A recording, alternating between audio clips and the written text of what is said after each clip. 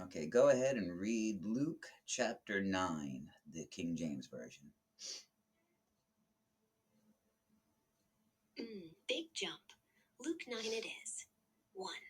Then he called his 12 disciples together and gave them power and authority over all devils and to cure diseases. 2. And he sent them to preach the kingdom of God and to heal the sick. 3. And he said unto them, Take nothing for your journey, neither staves, nor scrip, nor bread, nor money, neither have 2 coats apiece. 4. And whatsoever house ye enter into, there abide, and thence depart. 5. And whosoever will not receive you, when ye go out of that city, shake off the very dust from your feet for a testimony against them. I'm not going to drag it all out if you're editing. Want me to pause after every 5 verses, or just barrel through? Just barrel through. Keep going. Fine. 6. And they departed, and went through the towns, preaching the gospel, and healing everywhere. 7.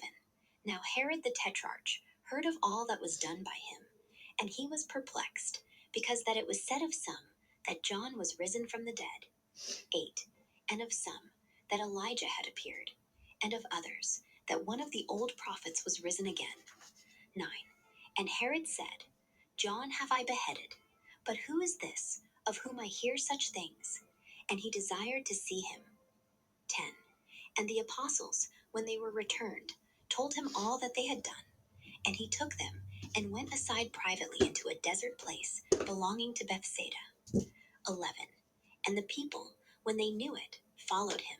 And he received them, and spake unto them of the kingdom of God, and healed them that had need of healing. 12. And when the day began to wear away, then came the 12, and said unto him, Send the multitude away, that they may go into the towns and country round about, and lodge, and get victuals, for we are here in a desert place. 13. But he said unto them, Give ye them to eat. And they said, We have no more but 5 loaves and 2 fishes, except that we should go and buy meat for all this people. 14. For they were about 5,000 men. And he said to his disciples, Make them sit down by 50s in a company. 15. And they did so, and made them all sit down. 16. Then took he the 5 loaves and the 2 fishes, and looking up to heaven, he blessed them, and brake, and gave to the disciples to set before the multitude. 17. And they did eat, and were all filled. And there was taken up of fragments that remained to them 12 baskets. 8. And it came to pass, as he was alone praying, his disciples were with him, and he asked them, saying, Whom say the people that I am? 19. They answering said, John the Baptist, but some say Elijah, and others that one of the old prophets is risen again. 20. He said unto them, But whom say ye that I am? Peter answering said, The Christ of God. 21. And he straitly charged them, and commanded them to tell no man that thing. 22. Saying, The Son of Man must suffer many things, and be rejected of the elders, and chief priests, and scribes, and be slain, and be raised the 3rd day. 23. And he said to them all, If any man will come after me, let him deny himself, and take up his cross daily, and follow me. 24. For whosoever will save his life shall lose it, but whosoever will lose his life for my sake, the same shall save it. 25. For what is a man advantaged, if he gain the whole world, and lose himself, or be cast away? 26. For whosoever shall be ashamed of me, and of my words, of him shall the Son of Man be ashamed, when he shall come in his own glory, and in his Father's, and of the holy angels. 27. But I tell you of a truth, there be some standing here, which shall not taste of death, till they see the kingdom of God. There, finished. 5 loaves, 2 fish, 12 baskets of leftovers, and a take up your cross daily to ruin everybody's weekend. You didn't finish. You stopped. There's still, that's like half the chapter. Crap, yeah. I trailed off like an old record. Picking up at verse 28. 28. And it came to pass about 8 days after these sayings, he took Peter and John and James, and went up into a mountain to pray. 29. And as he prayed, the fashion of his countenance was altered, and his raiment was white and glistering. 30. And behold, there talked with him 2 men, which were Moses and Elijah. 31. Who appeared in glory, and spake of his decease, which he should accomplish at Jerusalem. 32. But Peter and they that were with him were heavy with sleep, and when they were awake, they saw his glory, and the 2 men that stood with him. 33. And it came to pass, as they departed from him, Peter said unto Jesus, Master, it is good for us to be here, and let us make 3 tabernacles, one for thee, and one for Moses, and one for Elijah, not knowing what he said. 34. While he thus spake, there came a cloud, and overshadowed them, and they feared as they entered into the cloud. 35. And there came a voice out of the cloud, saying, This is my beloved Son, hear him. 36.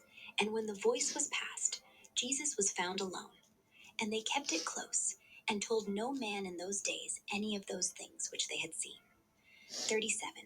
And it came to pass that on the next day, when they were come down from the hill, much people met him. 38. And behold, a man of the company cried out, saying, Master, I beseech thee, look upon my son, for he is mine only child. 39. And lo, a spirit taketh him, and he suddenly crieth out, and it teareth him that he foameth again, and bruising him hardly departeth from him. 40. And I besought thy disciples to cast him out, and they could not. 41.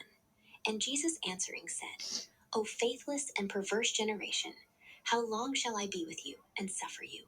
Bring thy son hither. 42. And as he was yet a coming, the devil threw him down, and tare him. And Jesus rebuked the unclean spirit, and healed the child, and delivered him again to his father. 43. And they were all amazed at the mighty power of God.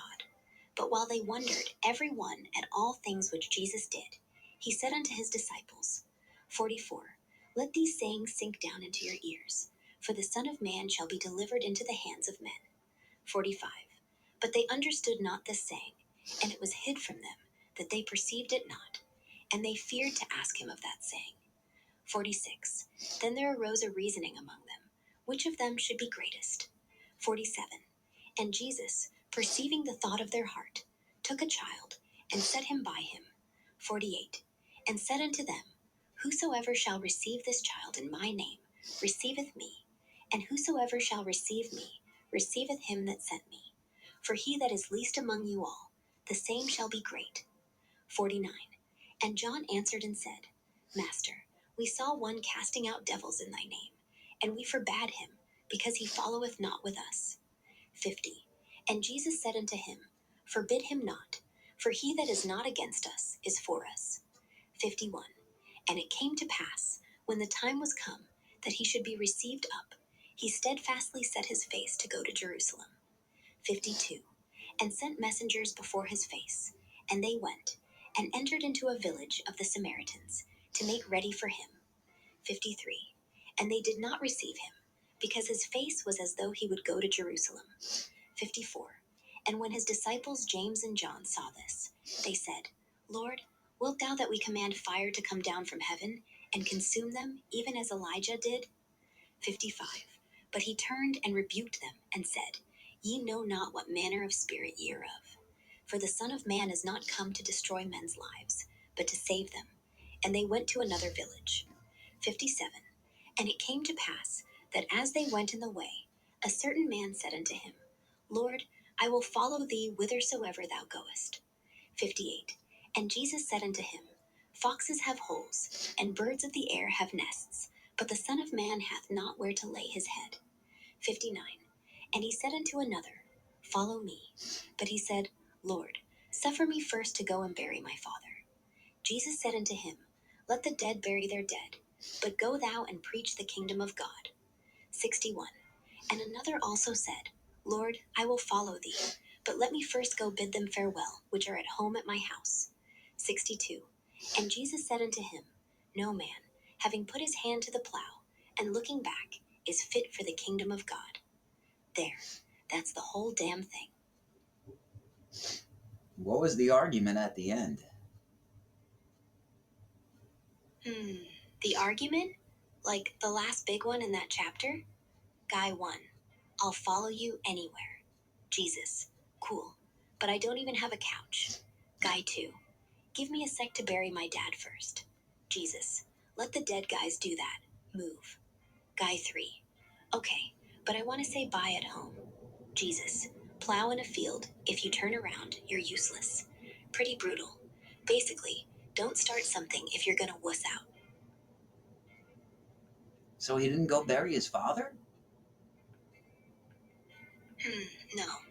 The guy's father wasn't even dead yet. It was just an excuse to stall. Jesus called the bluff. Let the dead bury their dead.